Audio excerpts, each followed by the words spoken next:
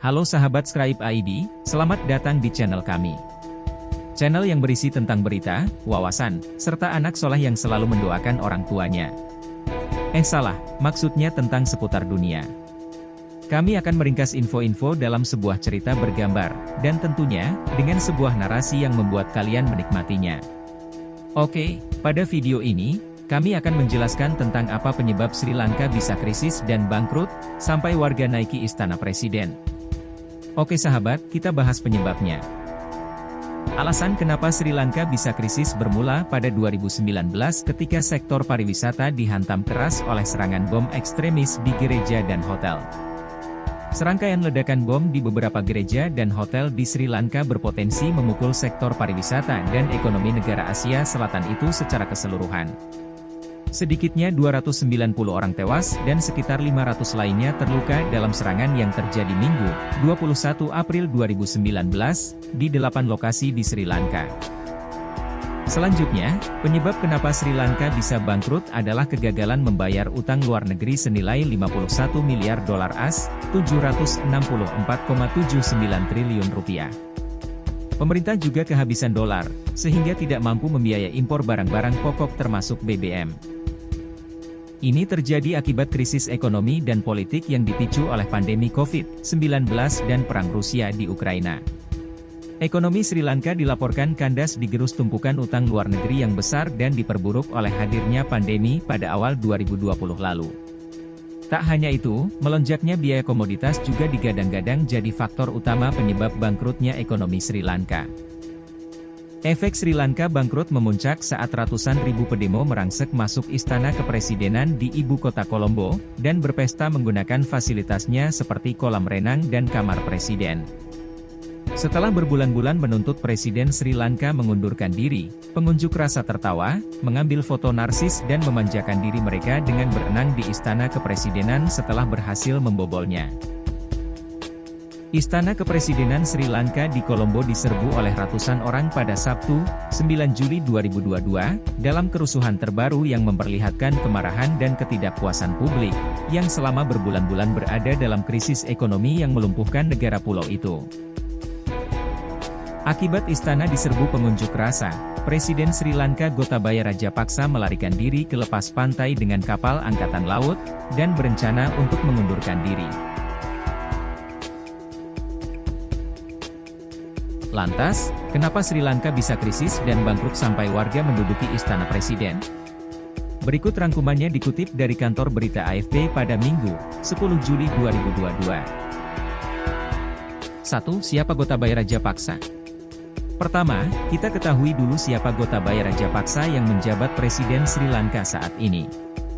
Pria berusia 73 tahun itu menjadi presiden sejak 2019, dan merupakan salah satu anggota terah Rajapaksa yang mendominasi politik Sri Lanka, negara Asia Selatan berpenduduk 22 juta orang selama puluhan tahun. Saudaranya yaitu Mahinda Rajapaksa adalah presiden selama satu dekade hingga 2015. Ia pada 2009 menjadi saksi akhir perang saudara mematikan yang lama berlangsung ketika Gotabaya berjuluk The Terminator menjalankan dinas keamanan.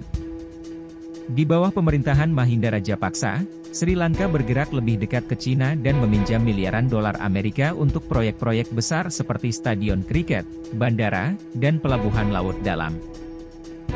2. Kenapa Sri Lanka bisa krisis ekonomi? Sektor pariwisata Sri Lanka yang vital awalnya dihantam serangan bom ekstremis di gereja dan hotel pada 2019, kemudian oleh pandemi virus corona. Pundi-pundi kas Sri Lanka semakin terkuras oleh pemotongan pajak pemerintah, lalu pemerintah kehabisan mata uang asing untuk mengimpor segala sesuatu mulai dari obat-obatan, hingga makanan dan bahan bakar.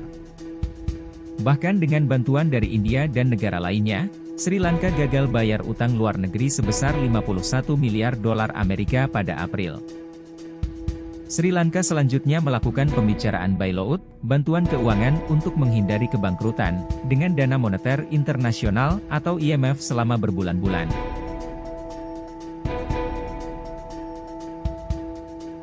Tiga, bagaimana krisis Sri Lanka bisa memengaruhi banyak orang? Krisis Sri Lanka diperparah dengan SPBU yang kehabisan bensin dan solar, meskipun sudah meminta diskon minyak ke Rusia dan negara lainnya. Tingkat inflasi tidak resminya adalah yang kedua tertinggi setelah Zimbabwe, membuat banyak barang menjadi langka, dan jika dapat ditemukan, pasti terlalu mahal bagi banyak orang untuk membelinya. PBB memperingatkan, Sri Lanka sedang menghadapi krisis kemanusiaan yang mengerikan. Jutaan orang sudah membutuhkan bantuan. Lebih dari 3/4 populasi Sri Lanka mengurangi asupan makanan mereka karena kekurangan pangan yang parah, kata PBB.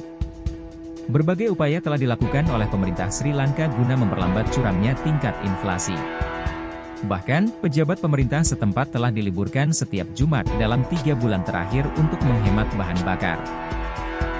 Tapi tetap saja, semua tidak berdampak positif bagi krisis ekonomi yang sedang dialami oleh Sri Lanka.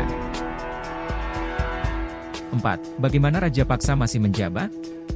Setelah berbulan-bulan demo Sri Lanka pecah, para loyalis terah Rajapaksa mengamuk pada Mei. Sedikitnya 9 orang tewas dalam kekerasan nasional, sementara rumah-rumah anggota partai yang berkuasa dibakar.